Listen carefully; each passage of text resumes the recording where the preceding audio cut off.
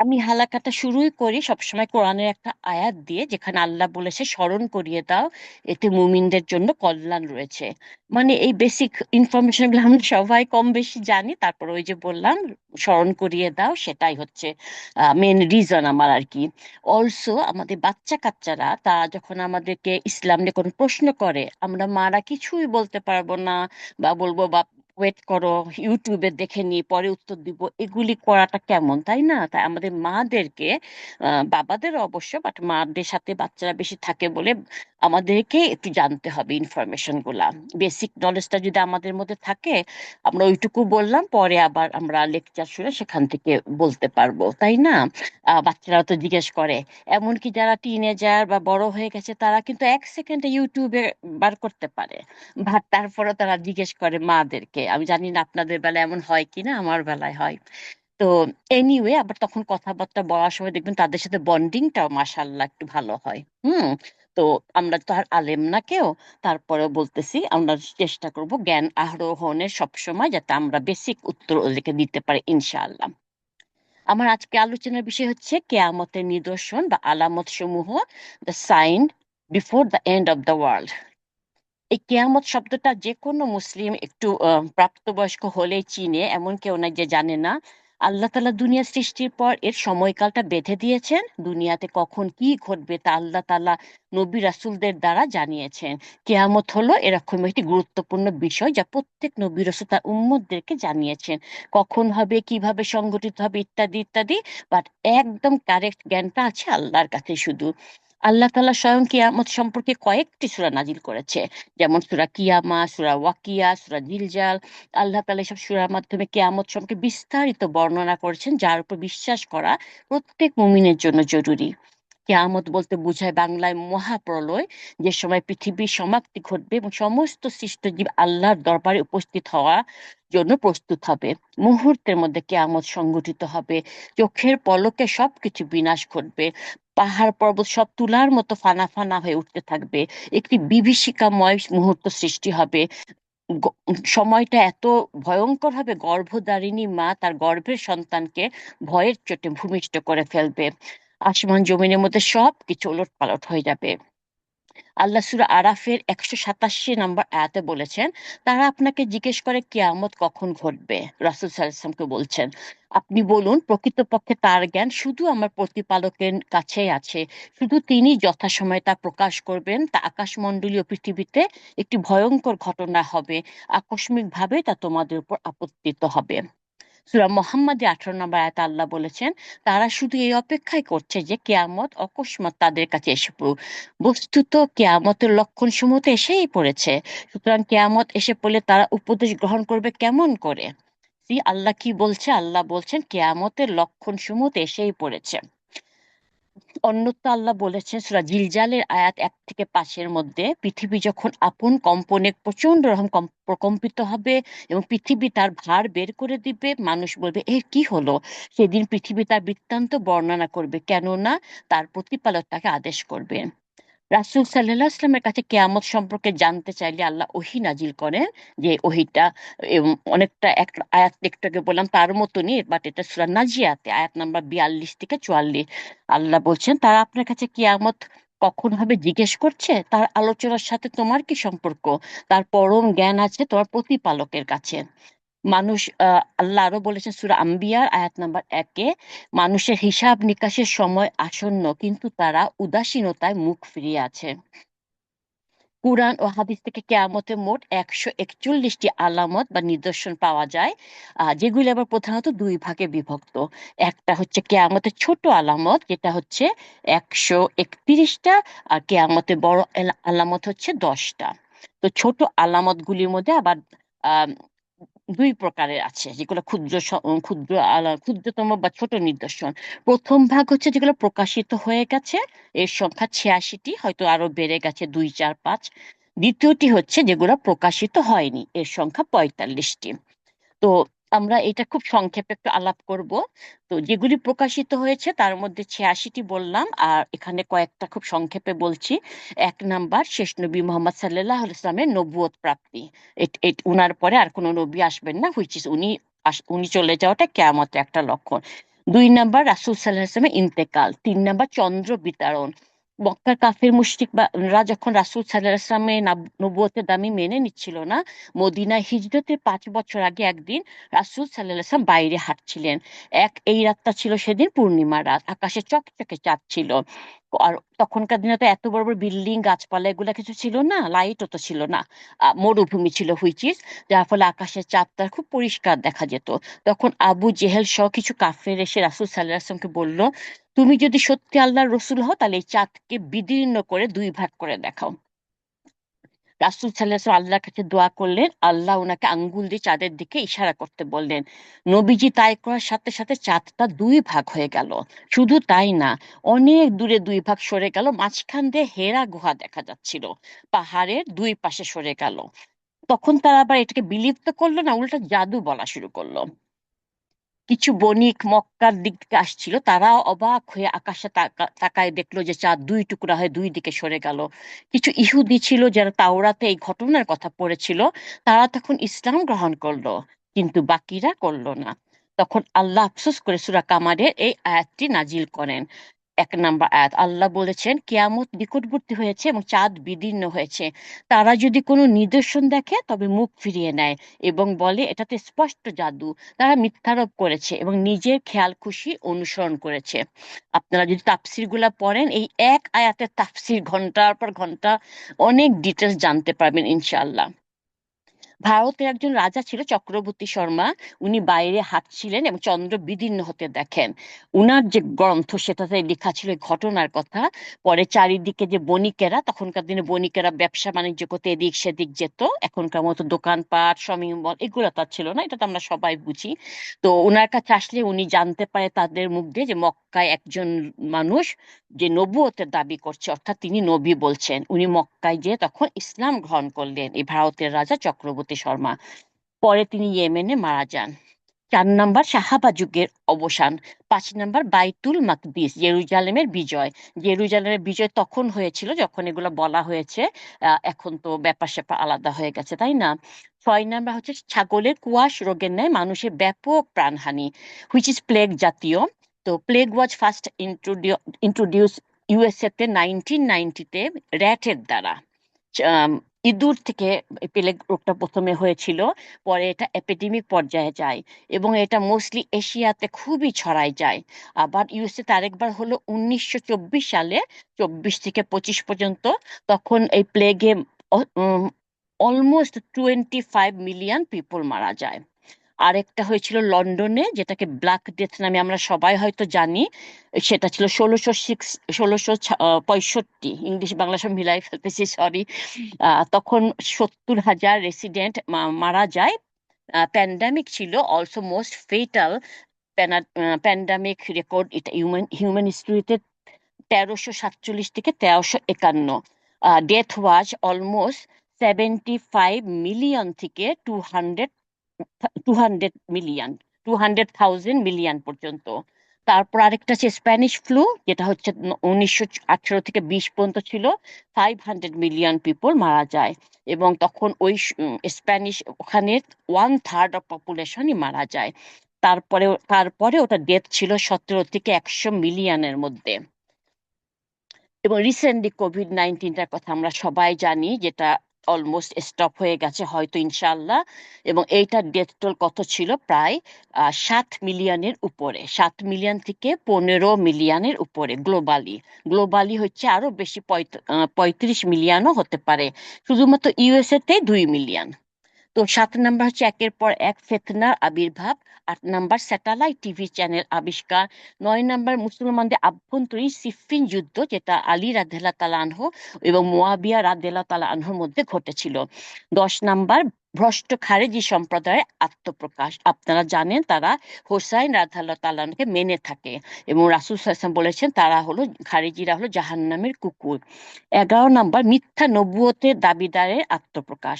12 number শান্তি নিরাপত্তা সচ্ছলতার জয় জরকার, মানে আমাদের এখন অ্যালার্ম সিস্টেম এইটা এটা সেটা, আমরা অনেক আগের চাইতে শান্তি আর নিরাপদে থাকছি, তাই না? সচ্ছলতা ভরা সবার মধ্যে।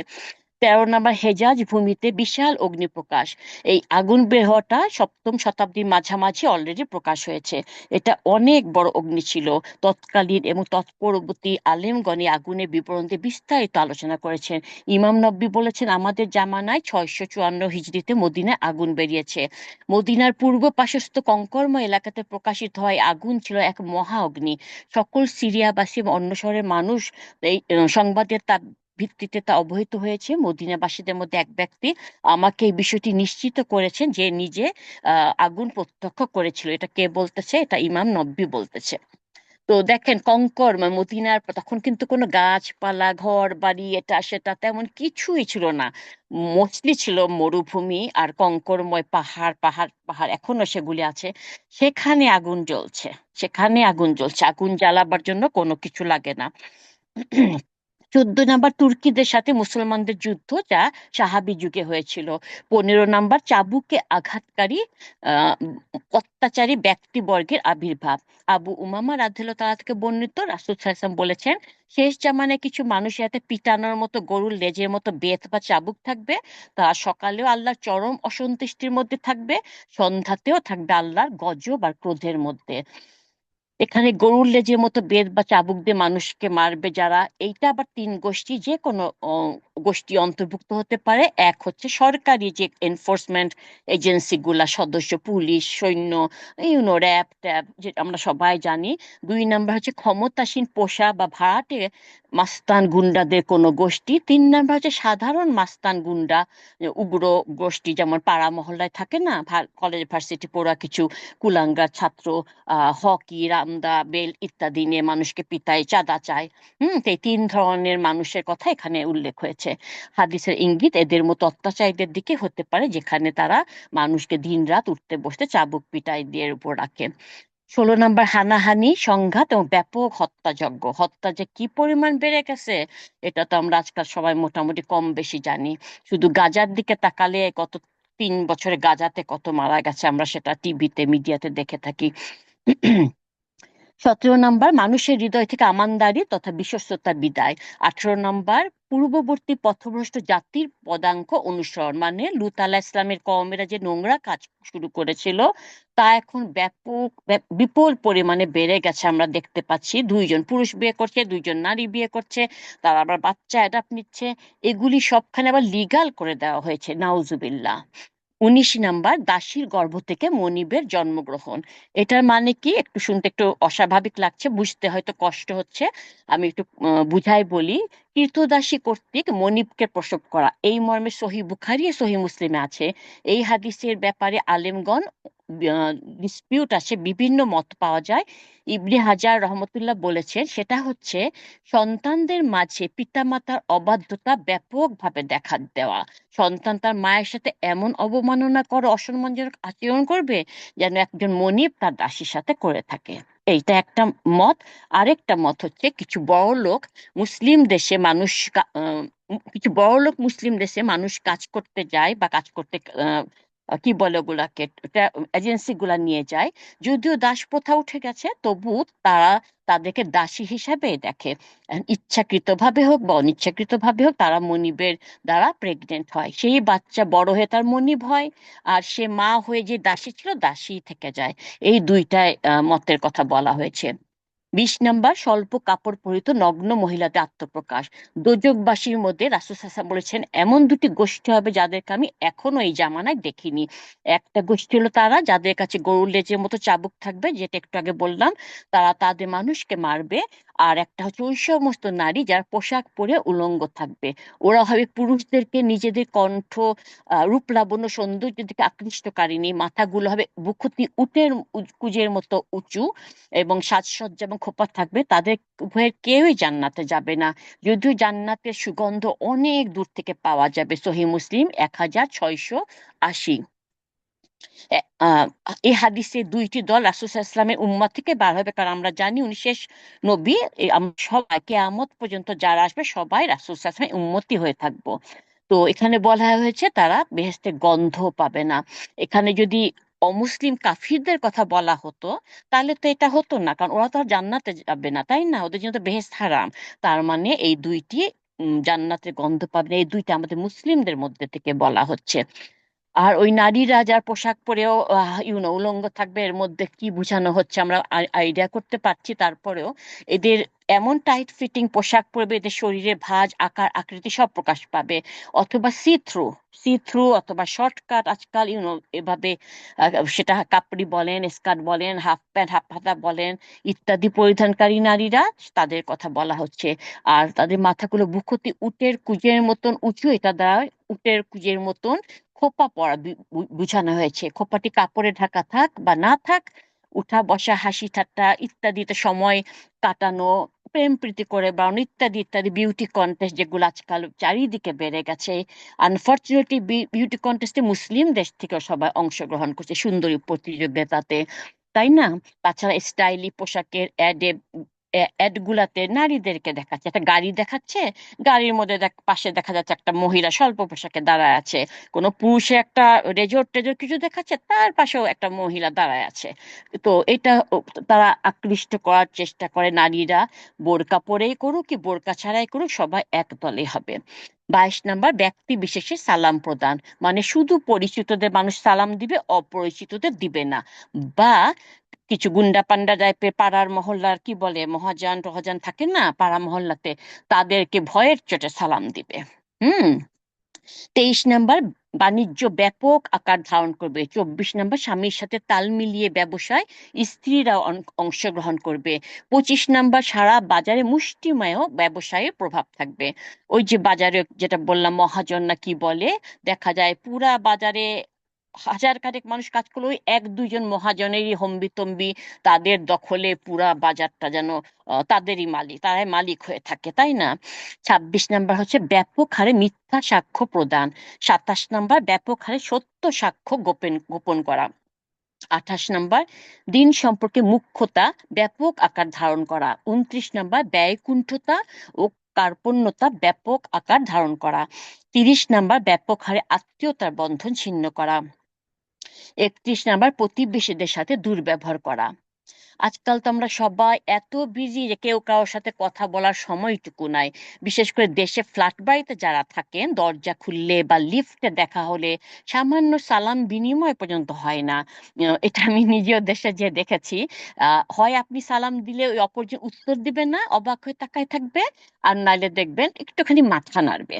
আর ইয়াং জেনারেশন তো এখন হাই হ্যালো হোয়াটসঅ্যাপ ইত্যাদিতে চলে গেছে, তাই না? তো আমরা ছোটবেলায় কি করতাম, কিছু রান্না করলে আমার মা একটা ছোট বাটিতে পাশের বাসায় একটু দিতে যেতাম। জর্দা টর্দা সেমাই টেমাই জাতীয় কিছু করলে আমরা একটু পাশের বাসায় নিয়ে যেতাম। বিয়েতে আমরা অবশ্যই পাশের প্রতিবেশী দাওয়াত করতাম। আজকাল পরিচিত ছাড়া এগুলা কেউ করে না। আর রাসূল সাল্লাল্লাহু আলাইহি ওয়াসাল্লাম কি বলেছেন, বলেছেন তরকারিতে একটু ঝোল বাড়িয়ে দিও, যেন পাশের প্রতিবেশীকে এক বাটি দিতে পারো। আহ আচ্ছা, কোথায়? 32 নাম্বার, অশ্লীলতা ব্যাপক আকার ধারণ করা। 33, বিশ্বস্তকে বিশ্বাসঘাতক এবং বিশ্বাসঘাতককে বিশ্বস্ত জ্ঞান করা।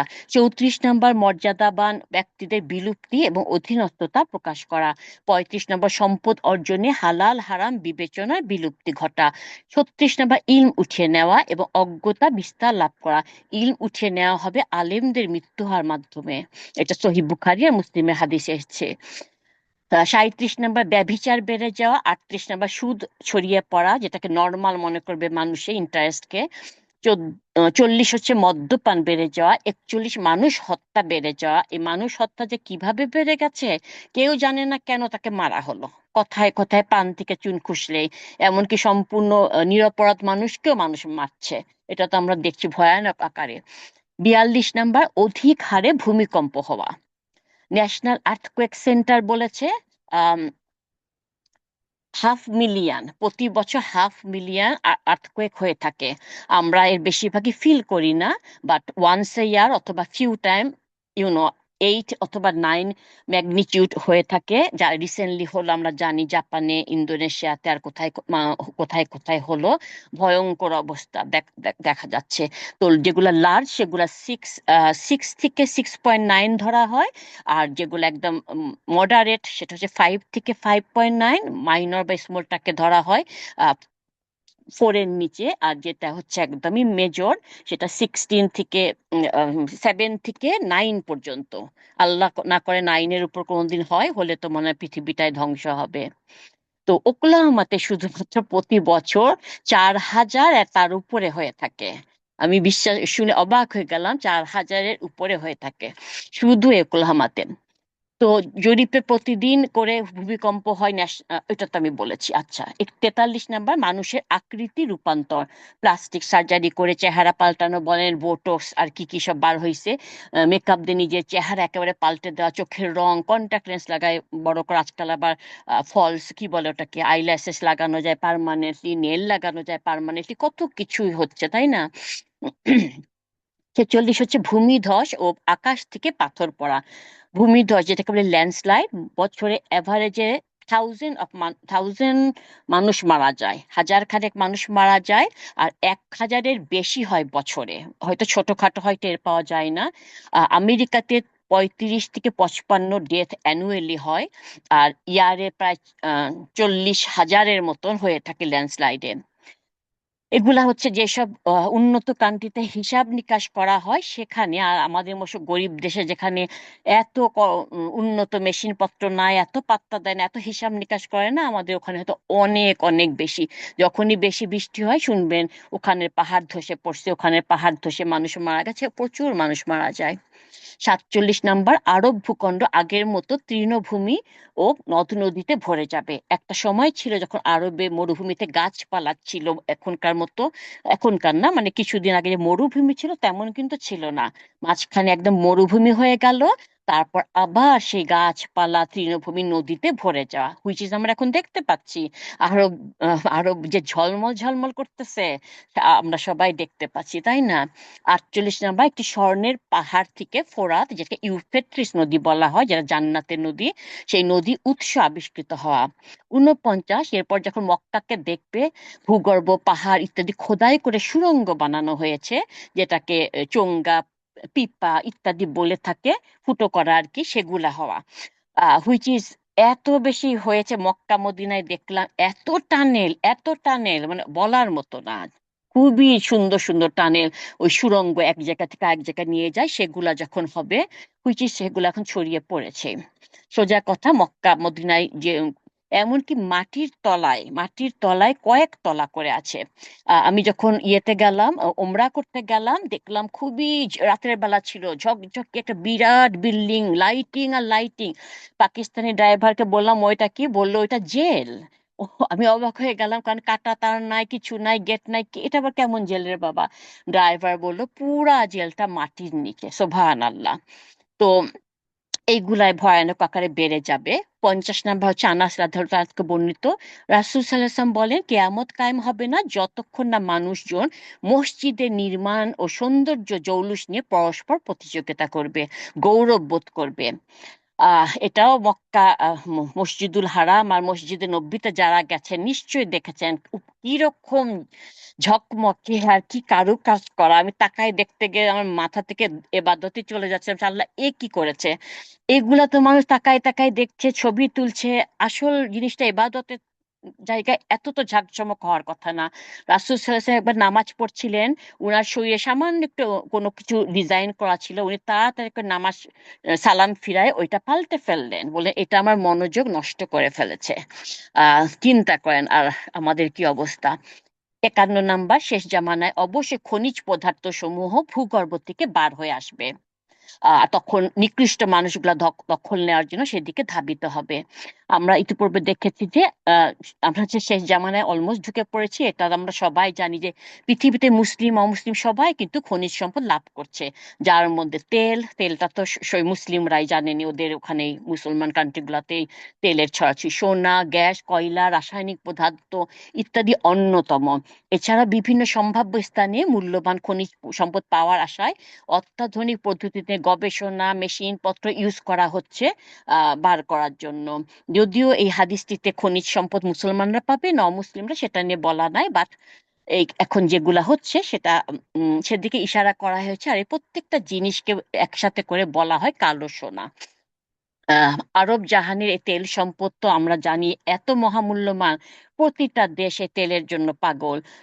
1933 সালে স্ট্যান্ডার্ড অয়েল কোম্পানি অফ ক্যালিফোর্নিয়াতে প্রথমবারের মতো তেল রপ্তানি চুক্তি করে সৌদি আরব।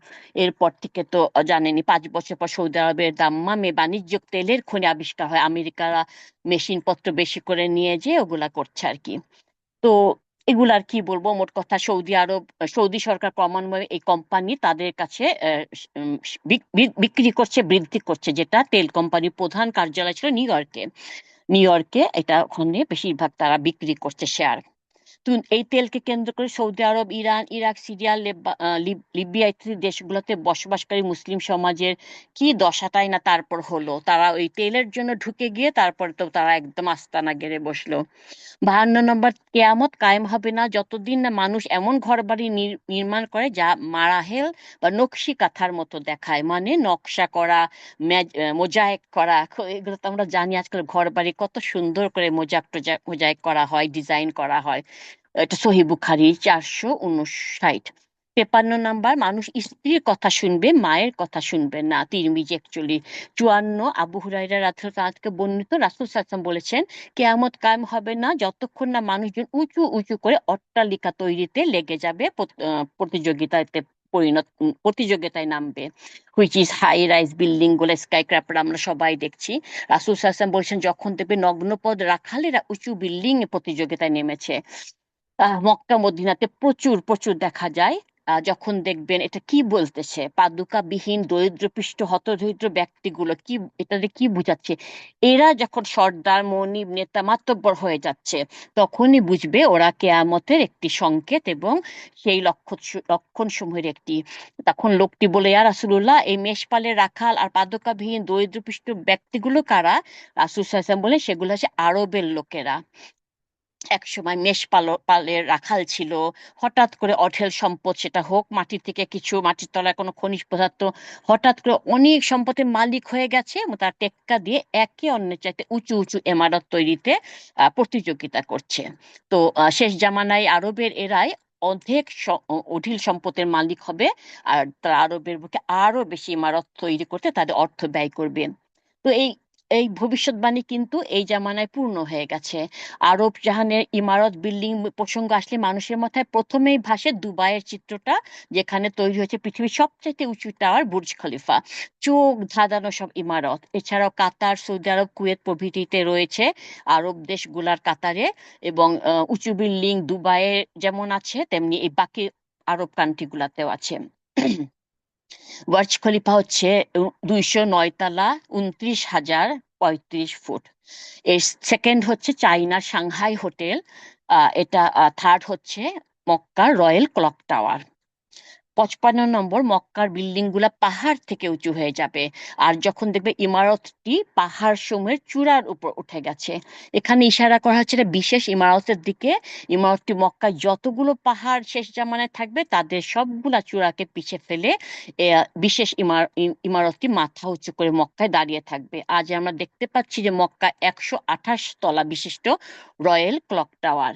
এই রয়্যাল ক্লক টাওয়ারটাকে আলেমদের মতে এই ভবিষ্যৎবাণীটির বলা হচ্ছে, আল্লাহু আলাম। আর একটা আবরাজ আল বায়েত রয়্যাল ক্লক টাওয়ার বা জমজম ক্লক টাওয়ার, যার উচ্চতা 19,072 ফুট, 601 মিটার। এটি মক্কার বায়তুল হারামে দক্ষিণ দিকে গেট কিং আব্দুল আজিজ গেটের কাছাকাছি অবস্থিত। আবরাজ আল বায়েত কমপ্লেক্সের 7টি টাওয়ারের একটি, 128 তলা, 96টা লিফট বা এলিভেটর। এই টাওয়ারের মধ্যে বসানো হয়েছে পৃথিবীর সবচাইতে বড় ঘড়ির কাঁটা। আমরা এটা সবাই, সেই সবুজ বিল্ডিংটা সবাই দেখতে পাই, যা প্রায় 17 কিলোমিটার দূর থেকেও সময় গণনা করা যায়। এই চারিদিকে মুখ করা ঘড়িটার মধ্যে এক মুখে লাগানো হয়েছে 9,80,00,000 পিস গ্লাস মোজাইক, আর প্রতিটায় লেখা আছে আল্লাহু আকবার, যা 21,000 রঙিন বিজলি বাতি দ্বারা আলোকপ্রাপ্ত হয়। আর এর পিছনে ব্যয় হয়েছে, শুধু ঘড়ির কথা বলছি, পুরা বিল্ডিং এর কথা বলছি না, আশেপাশেও 7টা হোটেল আছে সেগুলোর কথা বলছি না, শুধু ঘড়িটার কথা বলছি। এর পিছনে ব্যয় হয়েছে 300 কোটি মার্কিন ডলার। এর মধ্যে রয়েছে শপিং মল, তাছাড়া উম, ওই ক্লক টাওয়ারে রয়েছে shopping mall, hotel, conference room, 10,000 মানুষ একসাথে নামাজ আদায় করা, আর চাঁদ পর্যবেক্ষণ কেন্দ্র। আমরা যেমন চাঁদ দেখে রোজা শুরু করি, ঈদ ঈদ করি, রমজান শুরু করি না, ওই চাঁদ দেখার পর্যবেক্ষণ কেন্দ্রটা এই বিল্ডিং অবস্থিত। মক্কাতে উহুদ পাহাড় হচ্ছে 3,533 ফুট উঁচু। আর জাবেল আর নূর, যেটা আমরা হেরা গুহা নামে চিনি, যেখানে রাসূল সাল্লাল্লাহু আলাইহি ওয়াসাল্লামের উপর প্রথম কোরআনের আয়াত নাজিল হয়েছে, সূরা আলাকের আয়াতটা, সেটা উচ্চতা হলো 2,100 ফুট। 3 নাম্বার হচ্ছে মাউন্ট আরাফা বা রহমতের পাহাড়, জাবেলে রহমা অনেক নাম বলে, হজে গেলে যেখানে যেতেই হয়, এটা একটা ফরজ রুকুন। তার উচ্চতা হচ্ছে 1,490 ফুট। আর আব্রাজ আল বাইত রয়্যাল ক্লক টাওয়ারটা, জমজম ক্লক টাওয়ার, যেটা কাবার কাছে একদম অবস্থিত, সেটা 1,972 ফুট। মোর দেন আরাফা, মানে যেটা পাহাড়ের থেকে উঁচু হয়ে গেছে অনেক কিছুই। 56 নাম্বার ড্রাগস অ্যান্ড অ্যালকোহল, তারা এগুলো নাম চেঞ্জ করে হালাল করে নিয়ে পান করবে। যেমন অ্যালকোহলটাকে চেঞ্জ করে এনার্জি ড্রিঙ্কস বানানো হয়েছে, আর ড্রাগসকে মেডিকেল ম্যারিজুয়ানা এসব বলে হালাল করা হয়েছে। 57, জাকাতকে জরিমানা মনে করা হবে। 58, শাসন ক্ষমতা অযোগ্য লোকের হাতে পড়বে। আমাদের এখানে এখন যিনি আছে সেটা আমরা জানি কি রকম অযোগ্য একটা লোক, তাই না? তারপর কই গেল? 59 হচ্ছে পুরুষের জন্য রেশমকে হালাল মনে করা হবে। 60 নাম্বার হচ্ছে মদকে বৈধ মনে করা হবে। 61 নাম্বার দূর দূরান্তে পাড়ি দেওয়া সহজ হয়ে যাবে। আমরা জানি প্লেনে করে এক কোণা থেকে আরেক কোণা কত সহজে যাওয়া যায়, যা আগেকার দিনে কল্পনা করা যেত না। 62, সকালবেলা মুমিন থাকবে, বিকালে কাফের হয়ে থাকবে, অথবা বিকালে মুমিন থাকবে, সকালে কাফের হয়ে যাবে, এত দ্রুত মানুষের ইমান চেঞ্জ হবে। 63 নম্বর, পার্থিব উদ্দেশ্য পার্থিব উদ্দেশ্যে এলম শিখবে। অনেকে আছে না, এই এক জায়গা থেকে এক জায়গায় গিয়ে যে লেকচার দেয়, তারা বিরাট অ্যামাউন্টের টাকা নেয়। একটা তো মানুষ খুশি হয়ে দেয়, একটা তো তার শ্রম, তার যাতায়াতের ভাড়া, তার ওগুলা। বাট দেখা যায় অনেকে আছে যারা একদম দাবি করে, ডিমান্ড করে, আমাকে এত টাকা দিতে হবে, তাইলে আমি এসে 1 ঘন্টার লেকচার দিব বা সামথিং। 64, মানুষ স্ত্রীর কথা শুনবে, মায়ের কথা শুনবে না। 65, পিতাকে দূরে রেখে বন্ধুদের কাছে টানা হবে। এগুলো আমরা সবাই নিশ্চয়ই কম বেশি দেখতে পাচ্ছি বাসায়, তাই না? 66 নাম্বার, মসজিদে উচ্চ স্বরে কথা বলা এবং হই হুল্লার হট্টগোলের প্রবণতা দেখা যাবে। 67 নাম্বার, মানুষকে শ্রদ্ধা করা হবে তার অনিষ্ট আর ক্ষতির ভয়ে। 68 নাম্বার হচ্ছে মৃত্যু কামনা বেড়ে যাবে, মানুষ এমন এমন সিচুয়েশনে পড়বে, মৃত্যু কামনা বেড়ে যাবে। 69 নাম্বার, বেশি বেশি বজ্রপাত হবে। National geography annually 2,000 people die প্রতি বছর, বলছে প্রতি বছর 2,000 মানুষ বিদ্যুৎ স্পৃষ্ট হয়ে মারা যায়।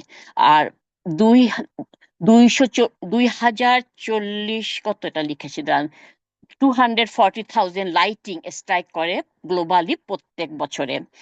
70 হচ্ছে হঠাৎ মৃত্যুর হার, যেটা সাডেন ডেথ বেড়ে যাওয়া। আমরা যখন একসময় ছোট ছিলাম, আমরা ভাবতাম নানা নানি দাদাদের যারা বয়স্ক হয়ে যায়, অনেক বয়স্ক হয়ে যায়, তারাই আস্তে আস্তে ধীরে ধীরে অসুখ বিসুখে মারা যায়। বাট এখন কি ছোট বাচ্চা, কি টডলার, কি টিনেজার, যে কোনো সময় সেকেন্ডে সাডেন ডেথ হচ্ছে। ওটা হতে পারে হার্ট অ্যাটাকে, হতে পারে অ্যাক্সিডেন্টে, যে কোনো ভাবে, বাট সাডেন ডেথ অনেক বেড়ে যাবে।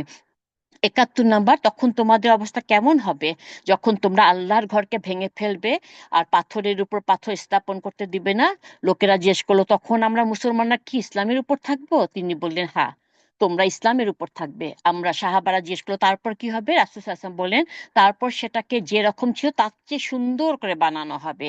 এরপর যখন মক্কাকে দেখবে যে ভূগর্ভ, পাহাড় ইত্যাদি খোদাই করে সুড়ঙ্গ পথ বানানো হয়েছে, এবং যখন দেখবে ইমারতটি পাহাড়ের উঁচু উপরে উঠে গেছে, তখন জেনে নিও কেয়ামত এত নিকটবর্তী যেন তোমাকে ছায়া দিচ্ছে। আনাস রাদিয়াল্লাহু তাআলা থেকে বর্ণিত, রাসূল সাল্লাল্লাহু আলাইহি ওয়াসাল্লাম বলেছেন, কেয়ামত কায়েম হবে না যতক্ষণ না মানুষের মসজিদে নির্মাণ এবং জৌলুস নিয়ে পরস্পর প্রতিযোগিতা করবে। ওইটা মনে একটু আগে বলেছি। 72 নাম্বার হচ্ছে সুখ শৌখিনতা বৃদ্ধি পাবে, আরো চাই আরো চাই, এরকম স্বভাবটা আমাদের বৃদ্ধি পেতেই থাকবে। 73 নাম্বার, লেখনী ও লেখকের পরিমাণ বৃদ্ধি পাবে। 74 নাম্বার, গলা বাজিকে পেশা বানানো হবে। যার গলা স্বর শান্তশিষ্ট, কেউ মানুষ শুনে না, আর যারা চিৎকার করে ভাই সব অমনে করে কথা বলতে পারে, তাদেরটা সবাই শুনে। এখন আবার আলেমদের অনেকেও দিনের কথা বলতে গিয়ে সুবহানাল্লাহ বলেন, আমিন বলবেন না, চিল্লাই উঠে না হঠাৎ করে, এগুলি কেন করে জানি না। আল্লাহ আস্তে ধীরে সুন্দর করে বললে হয়তো ভালো হয় বেশি।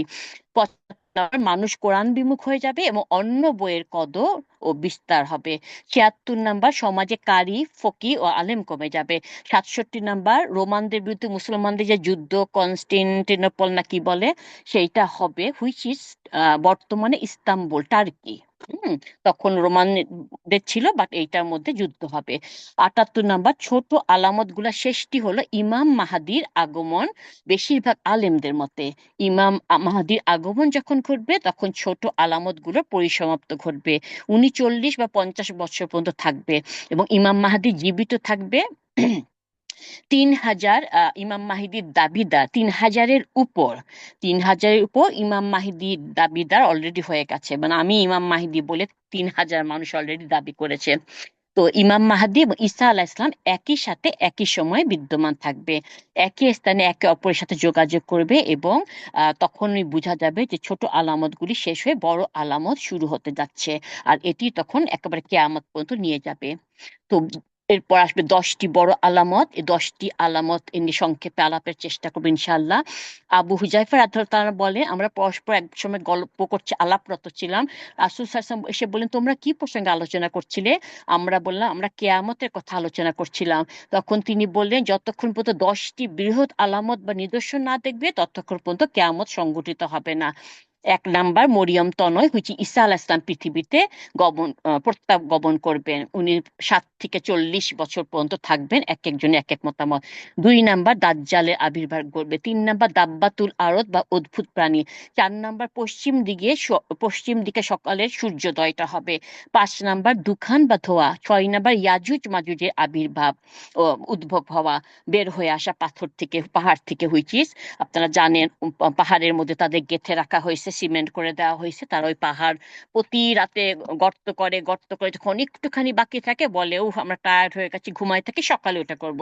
সকালে উঠে থেকে আল্লাহ আবার আগের মতো করে দিচ্ছে, তারা আবার করে, এইটা তারা জনম জনম করতেছে। তখন কেয়ামতের সময় আল্লাহ সেই পাহাড়টার মুখটা খুলে দিবেন। 7 নাম্বার, প্রাচ্যে ভূমিধস। 8 নাম্বার, পাশ্চাত্যে ভূমিধস। 9 নাম্বার, আরব উপদ্বীপের ভূমিধস। 10 নাম্বার হচ্ছে ইয়েমেন থেকে উত্থিত হাসরের ময়দানের দিকে তাড়নাকারী বিশাল এক অগ্নি। সহিহ মুসলিম 2,901। এই আগুনটা কোথা থেকে বের হবে? ইয়েমেন থেকে, আর এটা হাসরের ময়দান যেখানে হবে, হুইচ শ্যাম দেশে, সেদিকে তাড়না করে নিয়ে যাবে বিশাল এই অগ্নিটা। এই আলামতগুলো, সর্বশেষ নিদর্শনটা শেষটা হবে জ্বলন্ত আগুন, যেটা এই যে বললাম ইয়ামেনে হবে এবং এক জায়গায় মানুষকে একত্রিত হতে বাধ্য করবে, আর জায়গাটি হবে সিরিয়াতে, হুইচ ইজ সিরিয়া আল শাম।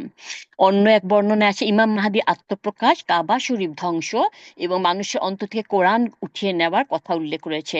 যদিও বেশিরভাগ আলেমের মতে ইমাম মাহাদির আগমনই ছোট আলামতের লাস্ট আলামত, আল্লাহু আলাম। রাসূল সাল্লাল্লাহু আলাইহি ওয়াসাল্লাম বলেছেন, যে কোনো সময় 10টির একটি আসার পর অন্যগুলা খুব দ্রুত চলে আসবে, অন্যগুলা খুবই দ্রুত চলে আসবে। এই 10টি আলামতের প্রথমটা বললাম যে ঈসা আলাইহিস সালাম, কোনো সন্দেহ নাই, এবং তিনি যখন আসবেন তখনই বাকিগুলো একের পর এক আসতে থাকবে এবং মুসলমান উম্মায় আলামতের কোনো একটা দেখতে পেলে এই সংকেত পেয়ে যাবে যে তার একেবারে শেষ জামানে উপস্থিত হয়েছে এবং একেবারে কেয়ামতের কাছে চলে আসছে। যেমন একটা মালা ছিঁড়ে গেলে সুতা থেকে একটার পর একটা পুঁতি দানা পড়তে থাকে না, এই কেয়ামতের 10টা আলামত এই একটার পর একটা উম্মতের উপর আছড়ে পড়তে থাকবে। তো 1 নাম্বার, ইমাম মাহদী আবির্ভাব নিয়ে সংক্ষেপে একটু বলি। মুসলমানরা যখন কাফের মুশরিকদের অত্যাচার, নির্যাতন, ষড়যন্ত্রে বিধ্বস্ত হয়ে যাবে, যা তো হচ্ছে, আমরা গাজা দেখলাম চোখের সামনে কত মানুষকে মেরে ফেলা হলো, থাউজেন্ড বাচ্চা, ছোট ছোট বাচ্চা, অসহায় বাচ্চাগুলাকে কিভাবে মারা হলো। তো শুধু সিরিয়া না, Syria, Lebanon, Yemen, Burma, Kashmir, China, সবখানে আমরা দেখছি। তখন আল্লাহ তাআলা মুসলমানদের মুক্তিদাতা হিসাবে ইমাম মাহাদিকে পাঠাবেন, সকল কালো শক্তির বিরুদ্ধে ওনাকে বিজয় দান করবেন। তখন পুরা পৃথিবীতে ইসলামের পতাকা উঠবে, মুসলমানদের জয় জয়কার বেজে উঠবে। উনি বংশ পরম্পরায় হাসান বিন আলী রাদিয়াল্লাহু তাআলা আনহুর বংশধর হবেন। উনার আসল নাম হবে মোহাম্মদ বিন আব্দুল্লাহ। নবী করিম সাল্লাল্লাহু আলাইহি ওয়াসাল্লাম বলেন, পৃথিবীর জীবন সায়ান্নে যদি একটি মাত্র অবশিষ্ট থাকে তবে সেই দিনটিকে আল্লাহ তাআলা দীর্ঘ করে আমার পরিবারের একজন একজন ব্যক্তিকে প্রেরণ করে ছাড়বেন, আর তার নাম আমার নামে নাম, তার পিতার নাম আমার পিতার নামে নাম, হুইচ ইজ এই যে বলছে ওনার নাম আব্দুল্লাহ। আর আলী রাধা তার বংশধর হবেন আর কি।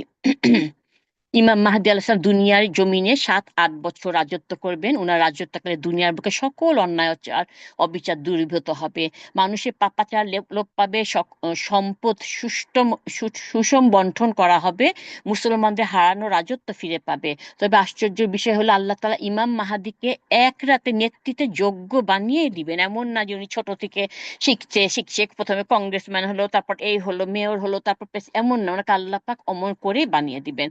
মক্কার মক্কায় তার প্রকাশ ঘটবে, যেখানে হাজরে আসওয়াদ মাকামে ইব্রাহিম ঠিক এই দুইটার মাঝখানে ওনাকে পাওয়া যাবে। মানুষ মানুষ ওনার হাতে বায়াত গ্রহণ করবে।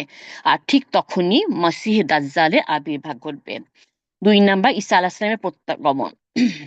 আল্লাহ তাআলা মুমিনদেরকে দাজ্জালের ফিতনা থেকে বাঁচার জন্য আহ ঈসা আলাইহিস সালামকে পুনরায় পৃথিবীতে প্রেরণ করবেন। রাসূল সাল্লাল্লাহু আলাইহি ওয়াসাল্লাম বলেন, ওই সত্তার কসম যার হাতে আমার প্রাণ, অচিরেই মরিয়ম সন্তান ঈসা আলাইহিস সালাম সৎ নিষ্ঠাবান বিচারক হিসেবে আসমান থেকে অবতরণ করবেন। উনি সকল ক্রুশ ভেঙে দিবেন, শুকর নিশ্চিত করবেন, জিজিয়া কর রহিত করবেন। কোনো কাফের থেকে জিজিয়া কর নেওয়া হবে না। সেদিন ধন সম্পত্তির প্রাচুর্য ঘটবে। আল্লাহর জন্য একটি সেজদা সেদিন সারা দুনিয়ার অপেক্ষা উত্তম হবে। ঈসা আলাইহিস সালাম কোন এক ফজর নামাজের সময় 2 জন ফেরেশতার উপর ভর করে দুনিয়ার জমিনে অবতরণ করবেন। তখন ফজরের ইকামত হতে থাকবে। এই বিষয়ে ইবনে কাসির রহমতুল্লাহ, আপনারা জানেন উনি কোরআন খুব সুন্দর করে তর্জমা করেছেন। প্রসিদ্ধ মত হচ্ছে দামেস্কের পূর্ব প্রান্তে সাদা মিনারের কাছাকাছি অবস্থান করবেন। তাকে দেখে ইমাম মাহদী বলবেন, হে আল্লাহর নবী, নামাজে ইমামতি করুন। ঈসা আলাইহিস সালাম বলবেন, না, তুমিই পড়াও, ইকামত তোমার জন্য দেওয়া হয়েছে। তাহলে বোঝা যাচ্ছে ঈসা আলাইহিস সালাম ইমাম মাহদীর পিছনে নামাজ পড়লেও ইমাম মাহদী কখনো ঈসা আলাইহিস সালামের উপরে মর্যাদাবান হবেন না। ইমাম মাহদীর পিছনে ইক্তিদার প্রকাশ পায়। উনার প্রত্যাগমন নবী হিসাবে নয়, বরং মুহাম্মদ সাল্লাল্লাহু আলাইহি ওয়াসাল্লাম উম্মত হিসাবে গ্রাহ্য হবে। আল্লাহু আলাম। তাকে দেখে সকল খ্রিস্টান ইসলামে দীক্ষিত হবে, যতদূর তার দৃষ্টি যাবে, যতদূর তার নিঃশ্বাস যে পৌঁছাবে। ঈসা আলাইহিস সালামের দৃষ্টির মাধ্যমে অর্ধেক শত্রু বাহিনী ধ্বংস হয়ে যাবে। ঈসা আলাইহিস সালামকে দেখা মাত্র দাজ্জাল পানিতে লবণের ন্যায় গলে যাবে, পলায়নের উদ্দেশ্যে দৌড় দিবে। ঈসা আলাইহিস সালাম তার পিছু ধাওয়া করে লুদ এলাকার প্রধান ফটকের কাছে পেয়ে যাবেন এবং বর্শা দ্বারা দাজ্জালকে হত্যা করবেন। ঈসা আলাইহিস সালাম 40 বছর পর্যন্ত জীবিত থাকবেন, কারো কারো মতে 7 বছর। ইয়াজুজ মাজুজের আবির্ভাব, যেটা 3 নম্বরে বললাম, দাজ্জালের মৃত্যুর পর 2টি অদ্ভুত জাতির আবির্ভাব ঘটবে। তো সেটা হচ্ছে ইয়াজুজ আর মাজুজ। তারা আদম সন্তান, তারা বর্বর অসভ্য অনিষ্টকর জাতি ছিল বলে আল্লাহ তাকে বাদশাহ জুলকার নাইন, আপনারা সূরা কাহাফে নিশ্চয় পড়েছেন, তাকে দিয়ে বিশাল দেয়াল দিয়ে পাহাড়ের মধ্যে বন্দি করে রেখেছিলেন। তারা তখন প্রাচীর ভেঙে বেরিয়ে আসবে। আল্লাহর আদেশে ঈসা আলাইহিস সালাম মুমিনদেরকে নিয়ে তুর পাহাড়ে আশ্রয় নিবে। আপনারা তুর পাহাড় কোনদিন দেখেছেন? ইউটিউবে দেখতে পারেন। এই এই সেই তুর পাহাড় যেখানে মুসা আলাইহিস সালাম আল্লাহর সাথে কথা বলেছিল। আপনারা মাঝে মাঝে ইবাদত করতে করতে একটু যদি অমনোযোগী চলে আসে, আপনারা কিন্তু ইউটিউবে বসে এরকম এগুলা দেখতে পারেন। এগুলাও কিন্তু ইবাদত, এগুলাও ইবাদত হবে, কারণ আপনার দেখার সময় আপনি মনে করবেন তুর পাহাড়ে কি কি ঘটেছিল। তারপর আল্লাহ তাআলা ইয়াজুজ আর মাজুজ জাতিকে দুটিকে এক প্রকার পোকা দ্বারা তাদের ঘাড়ের মধ্যে এক প্রকার পোকা দিবেন, যেইটা দ্বারা ধ্বংস করবেন। তাদের ডেড বডি এত বেশি হবে যে দুনিয়াতে পা ফেলার জায়গা পর্যন্ত থাকবে না, আর দুর্গন্ধে অস্থির হয়ে যাবে সবাই। তখন আল্লাহ এক ধরনের উটের সমান বড় বড় পাখি পাঠাবেন, তারা ডেড বডি গুলা তুলে নিয়ে দূরে সমুদ্রে পড়বে। আপনারা সূরা কাহাফের তাফসির পড়েন বা ইউটিউবে শুনে দেখেন প্লিজ। এরপর প্রাচ্য পাশ্চাত্য দেশে বা আরবে বেশ শক্তিশালী ভয়াবহ কয়েকটি ভূমিকম্প সৃষ্টি হবে। 4 নাম্বার, দাব্বাতুল আরজটা কি? আল্লাহ সূরা নামলে 82 নম্বর আয়াতে বলেছেন, আর যখন তাদের উপর আযাব বাস্তবিত হবে, তখন আমি জমিনের জন্তু দাব্বাতুল আরদকে বের করব, যে তোমাদের সাথে কথা বলবে, কারণ মানুষ আমার আয়াতসমূহ বিশ্বাস করত না। কিয়ামতের অন্যতম নিদর্শন এই দাব্বাতুল আরদ বের হওয়া। ইমাম আহমেদ রাসেল বলেছেন যে রাসূল সাল্লাল্লাহু আলাইহি ওয়াসাল্লাম বলেছেন 10টি নিদর্শন না দেখা পর্যন্ত কিয়ামত হবে না, তার মধ্যে অন্যতম হলো এই দাব্বাতুল আরদ বের হওয়া। ইবনে কাসির বলেন, শেষ জামানায় যখন মানুষ সৎ কাজে আদেশ দিবে না, অসৎ কাজ হতে নিষেধ করবে না, সত্য দিন পরিবর্তন করবে এবং চারিদিকে ফিতনা ফ্যাসাদ ছড়িয়ে পড়বে, তখন দাব্বাতুল আরদ বের হবে। এটা একটা গুরুত্বপূর্ণ আলামত, বড় আলামত কেয়ামতে, কোরআন ও সুন্নাহ দ্বারা প্রমাণিত যে কেয়ামতের পূর্বে তার আবির্ভাব হবে। রাসূল সাল্লাল্লাহু আলাইহি ওয়াসাল্লাম বলছে, তিনটি বস্তু যখন বার হবে তখন কোনো আত্মার ঈমান গ্রহণ করা হবে না, মানে তওবা নেওয়া হবে না, কোনো উপকারে আসবে না যদি তার আগে ঈমান না এনে থাকে, কল্যাণকর কিছু না করে থাকে। এটা স্পেশাল ভাবে উনি তিনটা কথা বলেছেন হাদিসে। একটা হচ্ছে পূর্ব দিক হতে সূর্য উদয় হওয়া, দাজ্জাল বার হওয়া, দাব্বাতুল আরদ বার হওয়া। সহিহ মুসলিম হাদিস নাম্বার 158। একইভাবে রাসূল সাল্লাল্লাহু আলাইহি ওয়াসাল্লাম আরো বলেছেন, দাব্বা তুল বারাত বার হয়ে কি করবে, মানুষের নাকের উপর দাগ দিয়ে দিবে, মানুষের নাকের উপরে এক ধরনের সিল মেরে দিবে। তারপর তোমাদের মধ্যে বিচরণ করবে, এমনকি কোনো লোক উট খরিদ করার পর কেউ জিজ্ঞেস করবে না কার কাছ থেকে খরিদ করেছো, শাবানার কাছ থেকে, অমুকের কাছে, না, কেউ যে সবাই বলবে আল্লাহ না করুক একজন নাকের উপর দাগ বিশিষ্ট লোক থেকে, মানে সে সবার নাকে এভাবে দাগাই দিবে মানুষের আর কোনো নাম থাকবে না। ভূগর্ভের জীব মানুষের সাথে কথা বলবে, এটার মানে কি? কোন কোন মুফাসসির বলে যারা হাদিস নিয়ে গবেষণা করেন, আহ কোরআনের বাণীটি হবে তার কথা, যে আল্লাহ যে বললেন তোমরা 70 দিন, আল্লাহ যে বললেন যে, কোথায় গেল, দাঁড়ান, ভুলে গেলাম, খুঁজে পাচ্ছি না। আচ্ছা, ও 70 দিন পরিবর্তন করবে না, এই আয়াতটাই তারা বলবে, এই আয়াতটাই তারা বলবে। অর্থাৎ মানুষ আমাদের নিদর্শন সমূহ নিশ্চিত বিশ্বাস করতো না, এই আয়াতটাই, এই কথাটাই সে বলবে। সে বাক্যটি আল্লাহর পক্ষ থেকে শোনাবে যে তোমরা আল্লাহর নিদর্শন বিশ্বাস করতে না। বাক্যর অর্থ এইটাই যে অনেক মানুষ আমাদের আজকে আয়াত সমূহ বিশ্বাস করবে না, কোরআনের আয়াত বিশ্বাস করবে না। এখন সময় এসে গেছে, এখন সবাই বিশ্বাস করবে, কিন্তু তখনকার বিশ্বাস কোনো কাজে আসবে না, তখনকার বিশ্বাস কাজে আসবে না। যেমন সূর্য পশ্চিম দিকে ওঠার পরে তওবা কবুল হবে না, এগুলো জানি। ইবনে আব্বাস রাদিয়াল্লাহু তাআলা থেকে বর্ণিত, অদ্ভুত সে জন্তুটি শুধু কথাই বলবে না, দাগও দিবে, অর্থাৎ দাগ দিয়ে ইমানদার ও কাফেরদেরকে পৃথক করে দিবে। দাগ কাদেরকে দিবে? কাফেরদেরকে, ইমানদারদেরকে অবশ্যই দিবে না। সুতরাং দুইটা দল হয়ে যাবে, যাদের নাকে দাগ দেওয়া, যাদের নাকে নাক দেওয়া না। 5 নাম্বার হচ্ছে দাজ্জালটা। উপরে এতক্ষণ যেসব নিদর্শন বললাম তা এখনো সংঘটিত হয় নাই, তার মধ্যে সবচাইতে ডেঞ্জারাস হবে দাজ্জালের ফিতনা। রাসূল সাল্লাল্লাহু আলাইহি ওয়াসাল্লাম বলেন, আদম আলাইহিস সালাম সৃষ্টির পর থেকে নিয়ে কিয়ামত পর্যন্ত দাজ্জালের ফিতনা অপেক্ষা বৃহৎ ও বিরাট ফিতনা দ্বিতীয়টি হবে না। এমন কোন নবী নাই যে তার উম্মতকে দাজ্জালের ফিতনা সম্পর্কে সতর্ক করেন নাই। নবী করিম সাল্লাল্লাহু আলাইহি ওয়াসাল্লাম দাজ্জাল সম্পর্কে বহু হাদিস বর্ণনা করেছেন। ইবনে উমর রাদিয়াল্লাহু তাআলা থেকে বর্ণিত, তিনি বলেন, একবার নবী করিম সাল্লাল্লাহু আলাইহি ওয়াসাল্লাম মানুষের মাঝে ভাষণ দিতে দাঁড়ালেন। প্রথমে আল্লাহ যথাযথ প্রশংসা করলেন, তারপর দাজ্জালের বিষয়ে আলাপ করতে গিয়ে বললেন, আমার পূর্বে যত নবী এসেছেন সবাই এ সম্পর্কে সতর্ক করে গেছেন, আমিও তোমাদের সতর্ক করছি। তবে দাজ্জাল সম্পর্কে আমি তোমাদের এমন তথ্য দিচ্ছি যা ইতিপূর্বে অন্য কোনো নবী দেন নাই। মনে রেখো, দাজ্জাল কানা হবে, কিন্তু আল্লাহ তাআলা কানা নন। সহিহ বুখারী 86 নম্বর হাদিস। হাদিসের ভাষ্য অনুযায়ী দাজ্জালের অন্যতম বৈশিষ্ট্য হলো সে কানা হবে, অর্থাৎ এক চোখ দিয়ে দেখবে, অন্য চোখ কানা হবে।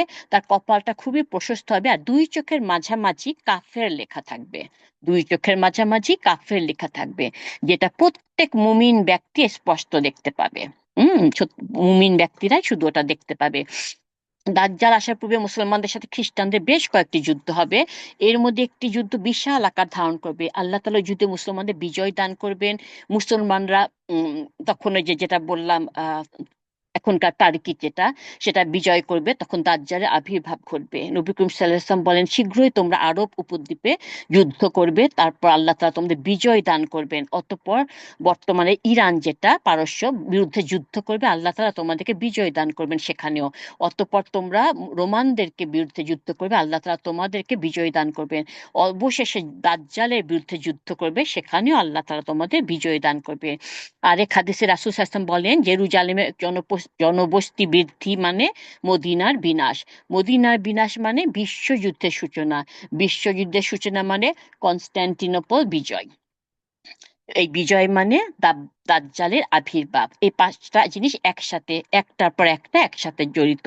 দাজ্জালকে আল্লাহ তাআলা এখনো পৃথিবীতে কোনো একটা স্থানে গোপন করে রেখেছেন, যে কোনো সময় আল্লাহ চাইলে তাকে মুক্ত করা হবে, আর সে বেশ 40 দিন পৃথিবীতে থাকবে। তবে এই 40 দিনের প্রথম দিন হবে 1 বছরের সমান, দ্বিতীয় দিন 1 মাস, তৃতীয় দিন 1 সপ্তাহ সমান।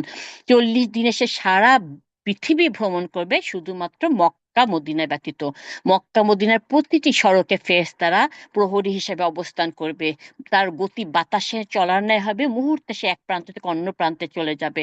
রাসূল সাল্লাল্লাহু আলাইহি ওয়াসাল্লাম বলেছে, মক্কা মদিনা ব্যতীত পৃথিবীর এমন কোনো শহর নেই যেখানে দাজ্জাল যেয়ে পৌঁছাবে না। 40 দিনে সেগুলা করবে।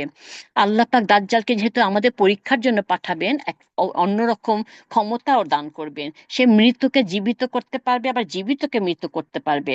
তো চিন্তা করে দেখেন, আল্লাহ না করুক আমার মা বাবা আল্লাহর কাছে চলে গেছে, এখন যদি আমার মা বাবা সামনে আসে, ও যদি তার মা বাবাকে জীবিত করে দেয়, যদি ঈমান না থাকে, আমার অবস্থাটা কেমন হবে? আমার অবস্থাটা তখন কেমন হবে, তাই না?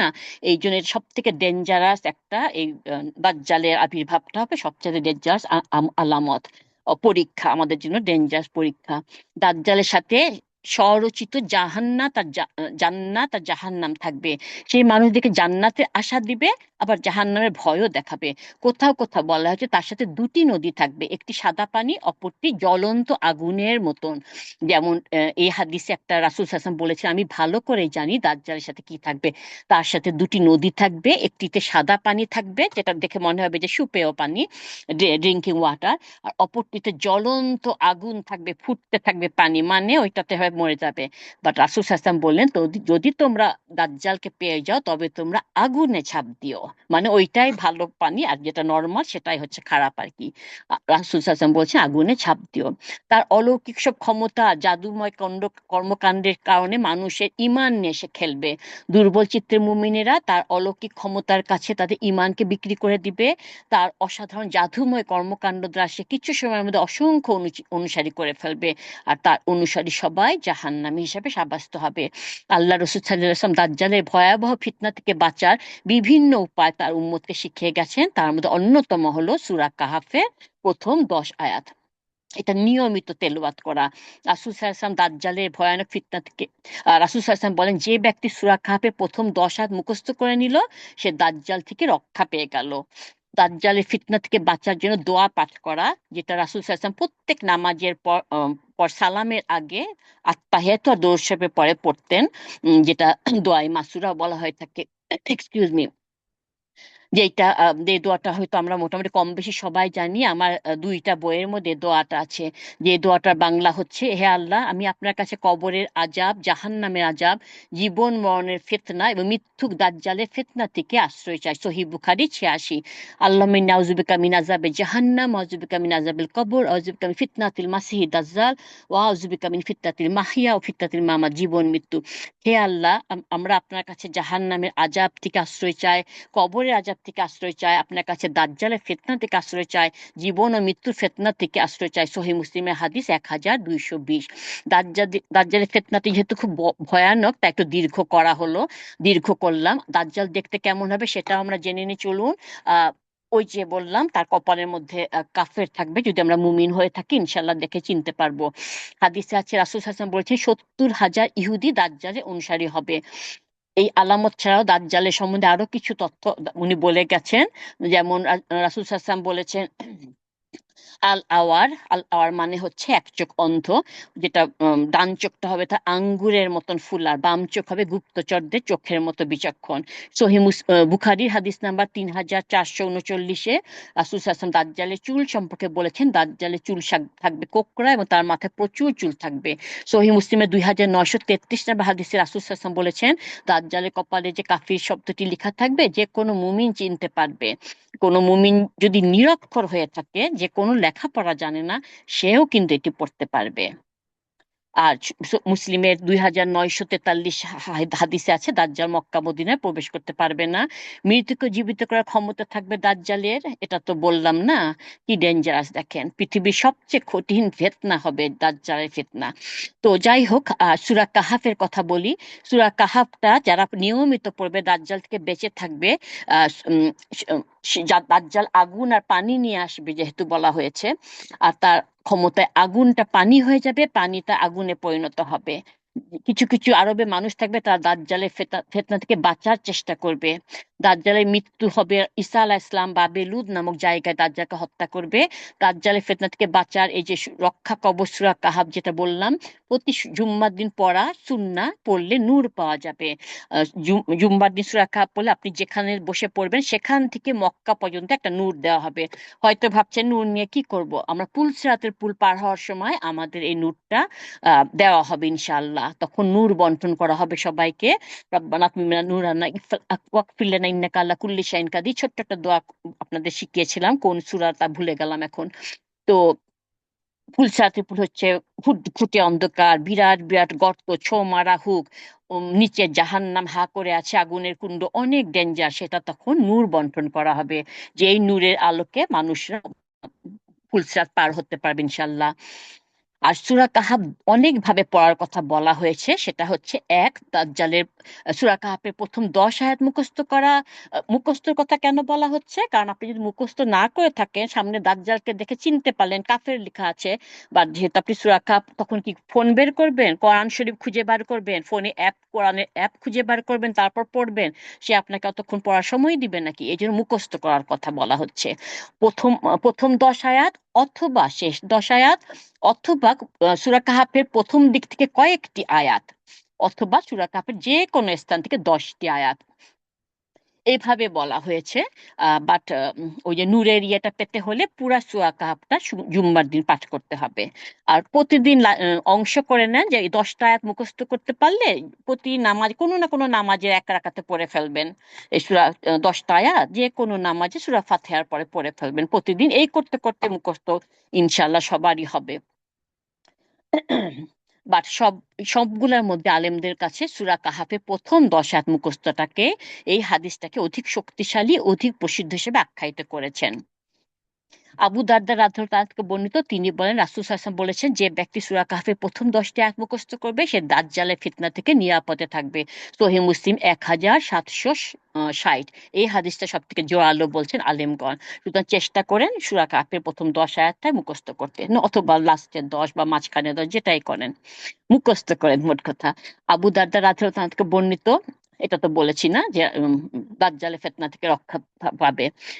আরেকটা হচ্ছে আপনার যে ব্যক্তি হাদিসগুলো সব একই রকম, হাদিসগুলা সব একই রকম। কোনোটাতে বলা হচ্ছে 10টি আয়াত মুখস্থ করবে, প্রথম 10টি, কেউ ওটাতে শেষ 10টি, এরকম করে বলা হচ্ছে। বাট মোট কথা, আপনারা সূরা কাহাফে 10টি আয়াত কোন মুখস্থ করে নিন যে কোনো জায়গা থেকে।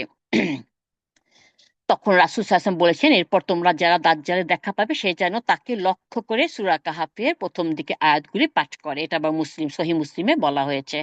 তো এই দাজ্জালের মুখোমুখি তাকে লক্ষ্য করে পড়ার কথা বলা হয়েছে, কিন্তু আয়াতের কথা আবার এই হাদিসে উল্লেখ করা হয়নি কয়টা আয়াত পড়বেন। তো যদি আমরা পুরা সূরাটা মুখস্থ করতে পারি আলহামদুলিল্লাহ, অন্তত যে কোনো 10টা আয়াত মুখস্থ করেন, আর মানেটাও জানার চেষ্টা করবো ইনশাআল্লাহ। আল্লাহ আমাদের দাজ্জালের ভয়ঙ্কর ফিতনা থেকে রক্ষা করুন, আমিন। আহ, সূরা কাহাফটার এত কি, এত পরিচিতি কেন, এত ইম্পর্টেন্ট কেন? আর সূরা কাহাফ আর দাজ্জালের মধ্যে কিসের সম্পর্ক? কারণ দাজ্জাল আবির্ভূত হবে 4টি ফিতনা একসাথে নিয়ে। সে মানুষকে আদেশ করবে যেন আল্লাহকে বাদ দিয়ে তার ইবাদত করে। ওই যে বললাম, যদি জীবিত করে দেয় আর আমার মা বাবা বলে এই এই হচ্ছে আল্লাহ, নাউজুবিল্লাহ, আল্লাহ না করুক এমন হয়, বা তখন মানুষ, এই যে যার ইমানও আছে সে ইমানটাও চলে যাবে, যদি আমার শক্ত ইমান না থাকে। তো সে মানুষকে আদেশ করবে আল্লাহকে বাদে তার ইবাদত করতে। এটা হচ্ছে ইমানের উপর আমাদের পরীক্ষা। 2 নাম্বার, তাকে বৃষ্টি বর্ষণ করা, অনাবৃষ্টি সৃষ্টি করা, সেই ক্ষমতা দেওয়া হবে। সে মানুষকে তার সম্পদ দিয়ে লোভ দেখাবে। এটা হচ্ছে সম্পদের উপর আমাদের পরীক্ষা। 3 নাম্বার, সে মানুষকে পরীক্ষায় ফেলে দিবে তার জ্ঞান এবং নানা রকম সংবাদ প্রদান করে। এটা হচ্ছে আমাদের জন্য জ্ঞানের উপর পরীক্ষা। 4 নাম্বার, সে পৃথিবীর এক বিশাল অংশ নিয়ন্ত্রণ করবে। এটা হচ্ছে ক্ষমতার উপর পরীক্ষা। তো আমরা এই সমস্ত ইয়ে থেকে বাঁচতে বাঁচতে পারি কিভাবে? যেভাবে আমরা বাঁচতে পারি সেটাও আল্লাহ সূরা কাহাফেরই 28 নম্বর আয়াতে উল্লেখ করে দিয়েছেন। আপনি নিজেকে তাদের সংসর্গে আবদ্ধ রাখুন যারা সকাল সন্ধ্যায় তাদের পালনকর্তার সন্তুষ্টি অর্জনের উদ্দেশ্যে আহ্বান করে, এবং আপনি পার্থিব জীবনের সৌন্দর্য কামনা করে তাদের থেকে নিজের দৃষ্টি ফিরিয়ে নেবেন না।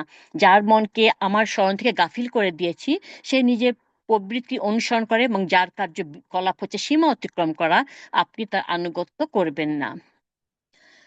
তো ফিতনা থেকে বাঁচার আরেকটা উপায়, এটা তো সৎসঙ্গ বললাম, আরেকটা হচ্ছে এই পার্থিব জীবনে বাস্তবতাটা উপলব্ধি করা। তাদের কাছে সূরা কাহফের 45 নম্বর আয়াতে আল্লাহ বলেছে, তাদের কাছে পার্থিব জীবনের উপমা বর্ণনা করুন, তা পানির ন্যায় যা আমি আকাশ থেকে নাজিল করি, অতঃপর এর সংমিশ্রণে সবুজ সবুজ শ্যামল লতা পাতা নির্গত হয়, আবার যখন ফল ফুল পড়ার পর আবার এমন শুষ্ক হয়ে চূর্ণ বিচূর্ণ হয়, সে উড়ে চলে যায় বাতাসে। আল্লাহ সবকিছুর উপর শক্তিমান। 3 নাম্বার ফেতনা থেকে বাঁচার উপায় ধৈর্যশীল থাকা। মুসা আলাইহিস সালাম বলেন, আল্লাহ চাহেন তো আপনি আমাকে ধৈর্যশীল পাবেন এবং আমি আপনার আদেশ অমান্য করব না। সূরা কাহাফের 69 নম্বর আয়াত। ফিতনা থেকে বাঁচার চতুর্থ উপায় হচ্ছে সৎ কর্ম সম্পাদন করা। সূরা কাহাফের 110 নম্বর আয়াতে আল্লাহ বলেছেন, বলুন আমিও তোমাদের মতো একজন মানুষ, আমার প্রতি প্রত্যাদেশ হয় যে তোমাদের ইলাহাই একমাত্র ইলাহা, অতএব যে ব্যক্তি তার পালনকর্তা সাক্ষাৎ কামনা করে সে যেন সৎকর্ম সম্পাদন করে এবং তার পালনকর্তা ইবাদতে কাউকে শরিক না করে। 5 নাম্বার ফিতনা থেকে বাঁচার পঞ্চম উপায় আল্লাহর দিকে নিজেকে মগ্ন রাখা। আল্লাহ পাক বলছে সূরা কাহফের 27 নম্বর আয়াতে, আপনার প্রতি আপনার পালনকর্তা আদেশ কিতাব যে কিতাব প্রত্যাদিষ্ট করা হয়েছে তা পাঠ করুন। কোরআনের কথা বলা হচ্ছে। তার বাক্য পরিবর্তন করার কেউ নেই, তাকে ব্যতীত আপনি কোনো আশ্রয়স্থল পাবেন না। 6 নাম্বার হচ্ছে ফিতনা থেকে বাঁচার উপায় পরকালের স্মরণ করা। আল্লাহ পাক বলছে সূরা কাহফে 47 থেকে 49 নম্বর আয়াতে, যেদিন আমি পর্বতসমূহকে পরিচালনা করব এবং আপনি দেখবেন পৃথিবীকে একটি উন্মুক্ত প্রান্ত, পৃথিবীটাকে সমান করে ফেলা হবে, এটা রুটির মতন সমান করে ফেলা হবে, আমি মানুষকে একত্রিত করব, অতঃপর তাদের কাউকে আমি ছাড়বো না। তারা আপনার পালনকর্তার সামনে পেশ হবে সারিবদ্ধভাবে এবং বলা হবে, তোমরা আমার কাছে এসে গেছো যেমন করে আমি তোমাদের প্রথমবার সৃষ্টি করেছিলাম। তোমরা তো বলতে যে আমি তোমাদের জন্য কোনো প্রতিশ্রুত সময় হুইচ ইজ কিয়ামতের সময় নির্দিষ্ট করব না, বিচারের দিবস নির্দিষ্ট করব না। তখন আমলনামা সামনে রাখা হবে, তাতে যা আছে তার কারণে আপনি অপরাধীদেরকে ভীত স্বতন্ত্র দেখবে, তারা বলবে হায় আফসোস, এ কেমন আমলনামা, এই যে ছোট বড় কোনো কিছুই বাদ দেয়নি, সবই এতে আছে। তারা তাদের কৃতকর্মকে তাদের সামনে উপস্থিত পাবে। আপনার পালনকর্তা কারো প্রতি জুলুম করবেন না। সূরা আযহাবের 63 নম্বর আয়াতে আল্লাহ বলছেন, হে মানুষ, তোমাকে কিয়ামত কবে হবে সেই সম্পর্কে জিজ্ঞেস করে, তুমি বলো এর সঠিক জ্ঞান শুধুমাত্র আল্লাহর কাছে আছে। হে নবী, তুমি কি জানো কিয়ামত ঘটার সম্ভাবনা নিকটে চলে এসেছে? চিন্তা করে দেখেন, আল্লাহ পাকই বলছে নিকটে চলে আসছে। একবার এক সাহাবী এসে রাসূল সাল্লাল্লাহু আলাইহি ওয়াসাল্লামকে জিজ্ঞেস করলেন, ইয়া রাসূলুল্লাহ, কিয়ামত কবে হবে? রাসূল সাল্লাল্লাহু আলাইহি ওয়াসাল্লাম বললেন, কিয়ামতের জন্য তুমি কি প্রস্তুতি নিয়েছো? কিয়ামত কবে হবে সেটা জানার চাই, তা তুমি কি প্রস্তুতি নিয়েছো? সে বললো, ইয়া রাসূলুল্লাহ, আমি তো তেমন কিছু করতে পারিনি ইবাদত, তবে আমি আল্লাহকে আর তার রসুলকে ভালোবাসি। তখন রাসূল সাল্লাল্লাহু আলাইহি ওয়াসাল্লাম বলেছেন, তুমি কিয়ামতের দিন তার সাথেই থাকবে যাকে তুমি ভালোবাসো। তার মানে হচ্ছে আমাদের এত গবেষণার দরকার নেই, কোন কখন হবে, কি লক্ষণ দেখা গেল, না দেখো আরবে কোন লক্ষণ দেখা গেল, এত দেখার দরকার নেই। আল্লাহ বলেছে কেয়ামত অনেক নিকটে, আমরা খালি প্রস্তুতি নেওয়া শুরু করি। আমরা যেন প্রস্তুতি নিই, কেয়ামতের জন্য হোক, মারা যাওয়ার জন্য হোক, আখিরাতের জন্য হোক। আপনারা জানি না নিউজে দেখেছেন কিনা, একটা বাচ্চা সেদিন জন্মগ্রহণ করেছে, একটা চোখ, সেটা নিয়ে মানে হুলুস্থুল কাণ্ড, বাচ্চাটাকে পরে লুকায় ফেলা হয়েছে, কারণ বাচ্চাটাকে দেখে সবাই কি বলছিল বুঝতেই পারছেন, দাজ্জালের কথা সবাই বলছিল। আল্লাহ আমাদেরকে সমস্ত ফিতনা থেকে রক্ষা করুন, আমিন। এতক্ষণ যা বললাম আল্লাহ আমাকেই যেন ফার্স্টে সেগুলো পালন করার তৌফিক দান করে। রাসূল সাল্লাল্লাহু আলাইহি ওয়াসাল্লাম আপনার কাছে, হে আল্লাহ, রাসূল সাল্লাল্লাহু আলাইহি ওয়াসাল্লাম আপনার কাছে দুনিয়া ও আখিরাতে যেসব কল্যাণ ও নিরাপত্তা প্রার্থনা করতেন, আমরাও আপনার কাছে সেসব প্রার্থনা করছি। আর রাসূল সাল্লাল্লাহু আলাইহি ওয়াসাল্লাম আপনার কাছে দুনিয়া ও আখিরাতে যেসব অকল্যাণ থেকে আশ্রয় প্রার্থনা করতেন, আমরাও আপনার কাছে সেসব থেকে আশ্রয় প্রার্থনা করছি। ইয়া রাব্বুল আলামিন, আপনাকে সন্তুষ্ট করে, আপনার জান্নাতকে নিকটবর্তী করে এমন সকল কথা কাজ আমল আপনার কাছে প্রার্থনা করছি। আর আপনার জাহান্নামকে নিকটে করে, আপনাকে অসন্তোষ করে, আপনার মধ্যে ক্রোধের সৃষ্টি হয় এমন সব কাজ কথাবার্তা থেকে আপনার কাছে আশ্রয় প্রার্থনা করছি। হে আল্লাহ, আপনি আমাকে, আমার পরিবারকে, আমার বংশধরকে কিয়ামত কথা শুনে করে দোয়া পড়ো। চমকাই গেছি, সরি, কেয়ামত পর্যন্ত বংশধরকে দ্বীন ও ইসলামের উপর কায়েম রাখুন, আমিন। হে হুম। আল্লাহ, আমাদের বিতাড়িত শয়তানের কাছ থেকে রক্ষা লাস্ট করুন, আমাদের মোনাজাত। সবার সকল গুনাহ মাফ করে দিন। এ আল্লাহ, যারা অসুস্থ তাদের সুস্থতা দান করুন।